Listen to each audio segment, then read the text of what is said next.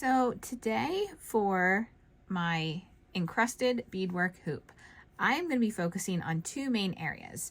I'm going to look at the purple along here, where I'm going to be adding sequins, a bead, and colonial knots.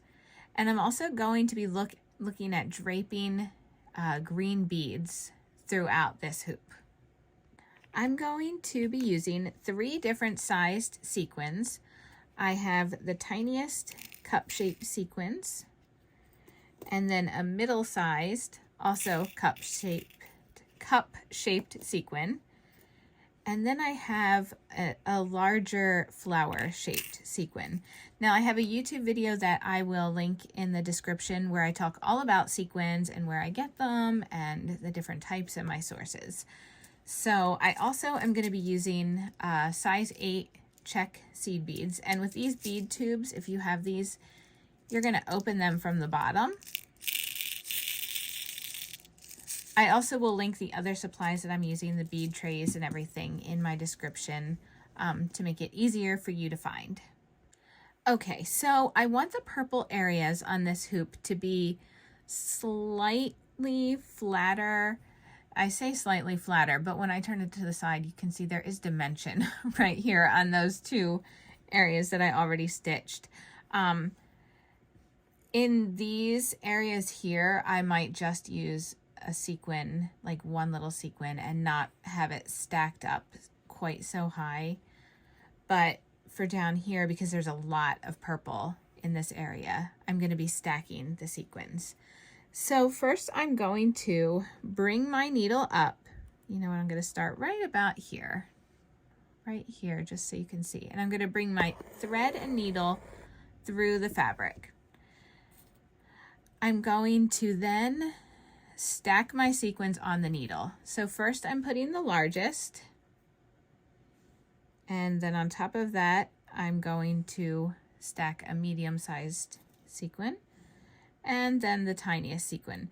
When you do it this way, it also gives you a general idea of how it's going to look on the fabric, so you can test out different arrangements of sequins if you're stacking different colors and everything to see, does it look like what you want it to look like. And then I'm also adding to the top of that a bead. So then I'm going to push it all down onto the fabric. Now I'm going to be securing these to the fabric with Colonial knots. I also have a Colonial knots video that I'll link. I'm going to work them through slightly quicker on this project just because I really do have a detailed video that can help you. So I'm making my Colonial knot, and I'm taking it back down through all 4 of the elements on this piece. It's kind of hard to see that way. And then I'm slowly taking my needle and thread down. I'm not going to pull this knot super tight. The tighter you pull it, the more likely that it is that you're just going to pull your thread and needle completely through everything and it's all going to fall off. So I just knot it, and I'm using a smaller bead. That knot is going to keep everything on there. So one more time, I'm bringing my thread and needle up, and then I'm going to stack all 4 sequins again on my needle. One thing that you do want to keep in mind is, oops, that one's not. You want your needle and thread to be able to pass through all of these things twice. So it has to go through the whole of the sequin and the bead initially the first time, but then you're also taking your needle and thread back down through all of these things as you stitch it a second time. So your thread, I'm using a size 8 pearl cotton, which is the thinnest of the pearl cottons. Oh no, sorry, this is the size 8 pearl cotton. This is the thinnest of the pearl cottons. I'm not using a 3 or a 5 because the thread would just get too bulky and would make a mess of this. Okay, so I have everything sitting there on the fabric, and now I'm going to do my Colonial knot. and carefully take it back down through each of those pieces one more time to secure everything on the fabric. And there's the second one.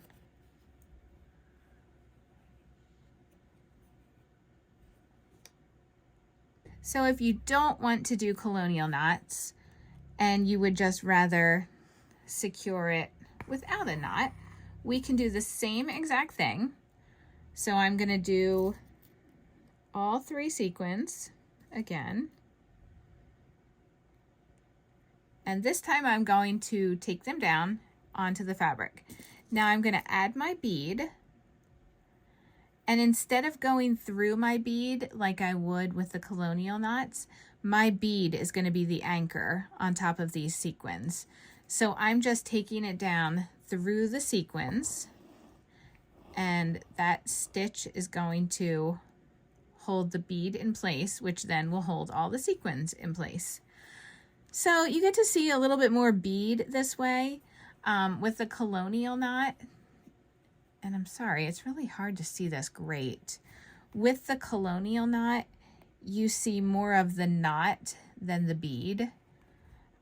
With just the bead as the anchor, you see more of the bead. So it really is up to you and how you want your piece to look.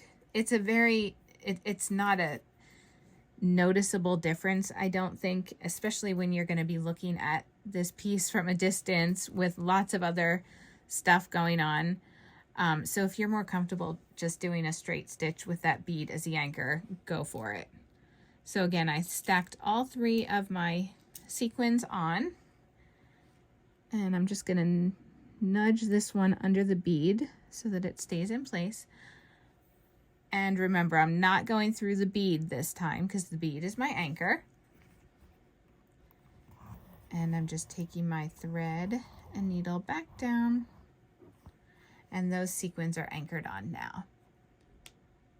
I'm going to keep stitching sequins in this area and then along here, but I'm going to add them here first so that I can show you then what I'm going to be doing with the draping beads.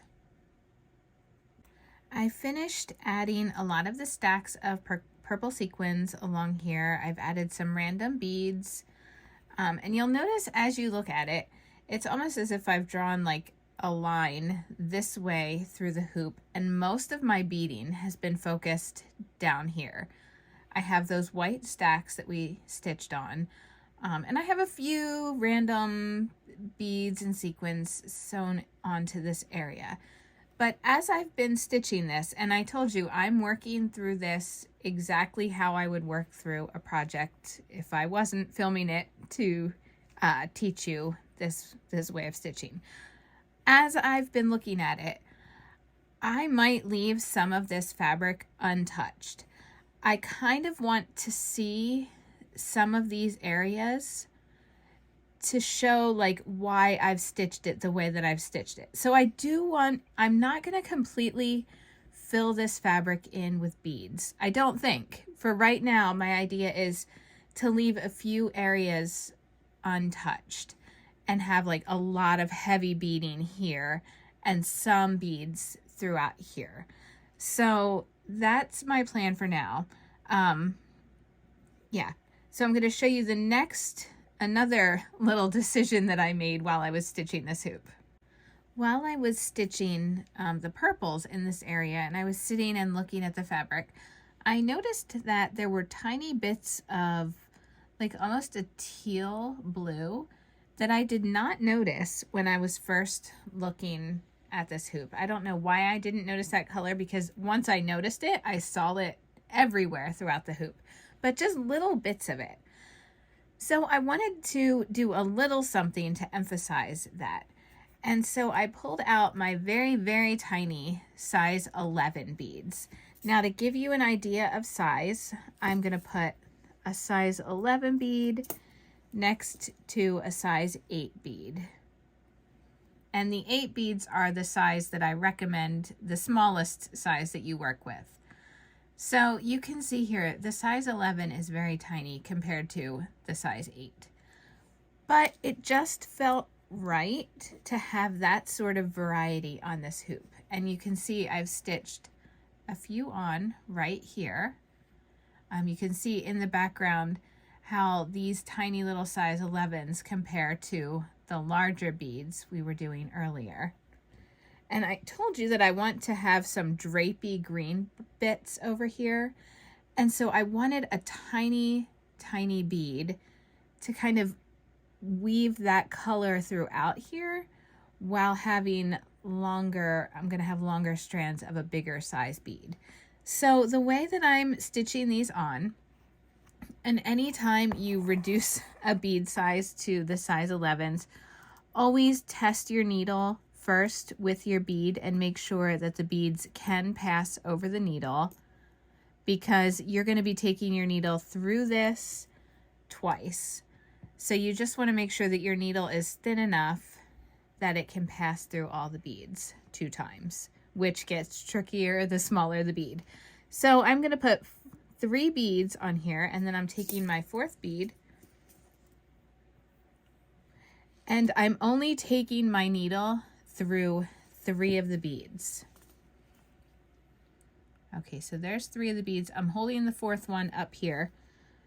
I'm going to carefully take my needle through and pull the thread all the way through. You also want to check that I always end up taking my needle through a thread, which just makes it trickier with these tiny beads. But this last bead, this 4th bead, is what secures this little stack on here. And you can see that it just stands straight off of the fabric like that. So I'll show you one more time. And let's see, I'll put a little blue bit over here too.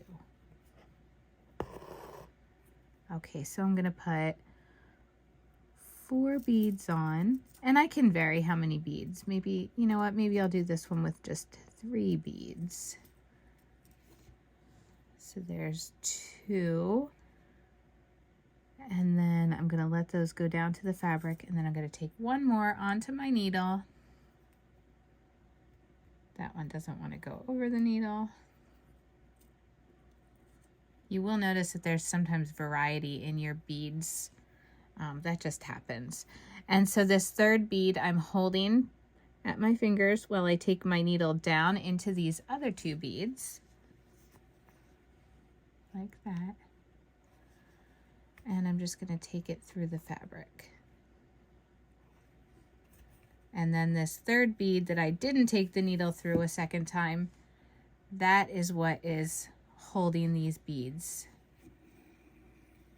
Just anchors that. So I'm going to add a few more over here, and then we will get to the drapey green bits that I keep talking about.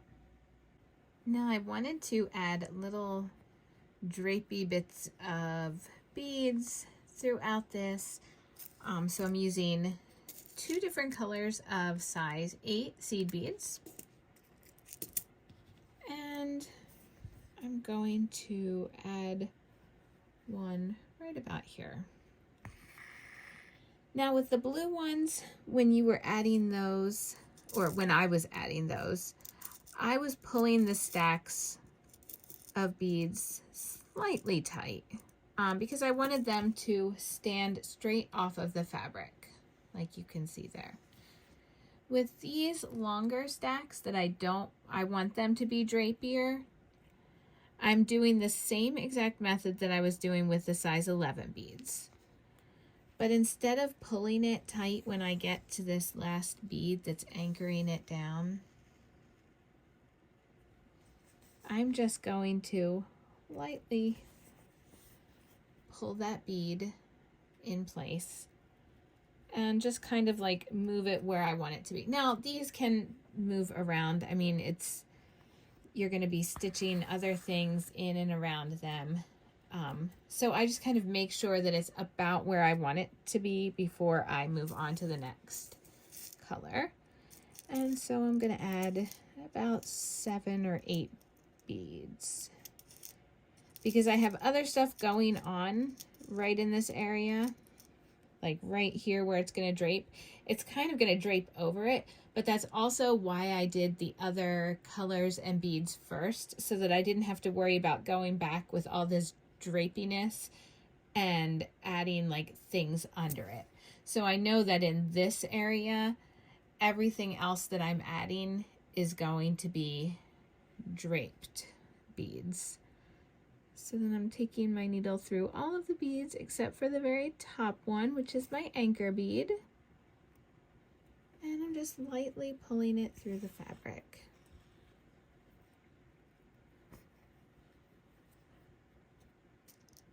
Oops. It does get a little tricky when you have lots of beading and dimension on the fabric. Your thread just wants to catch places. It wants to wrap around other beads, and so it's just a little, you just have to be careful that you don't pull anything too tight and make a tangle of beads on your fabric. So I'll do one more.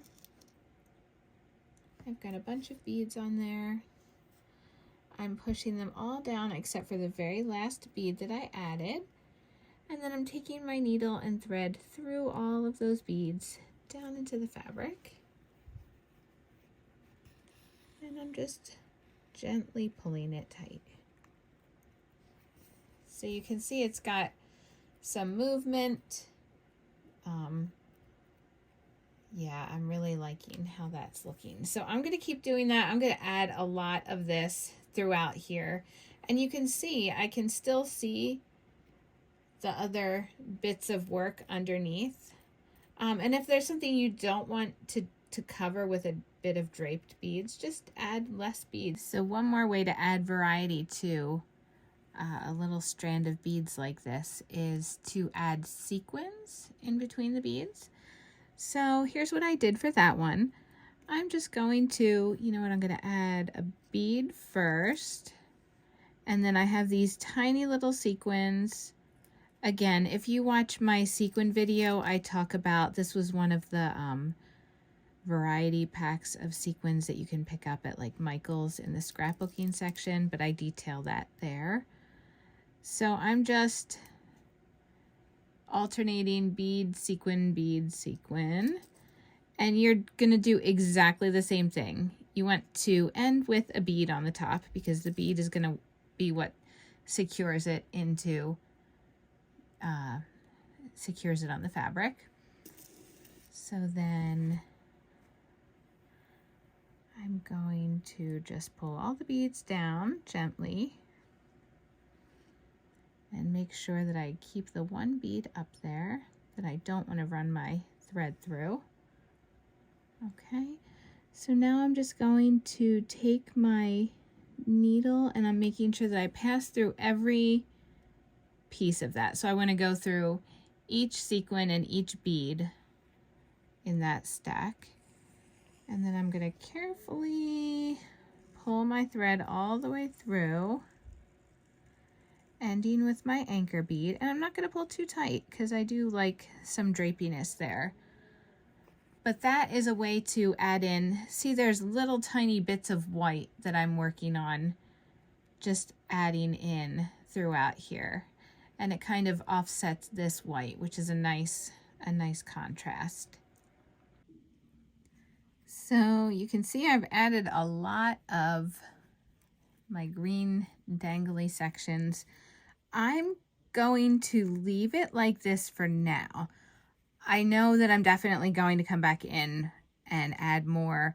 Like I think I'm going to have it carry down this way, but I also know that I have some orange things over here that I want to work on next time. So for right now, I'm leaving this as is, but you can see from the side, there's lots of movement, which is the fun thing about adding beads this way. And lots of sparkle from the sequins. And you can see the tiny little blue beads that I added throughout. So practice adding some of these dangly sections. And next time we're going to work on the orange portions of this hoop. And I'm going to show you how I like to work with the Super Duo beads.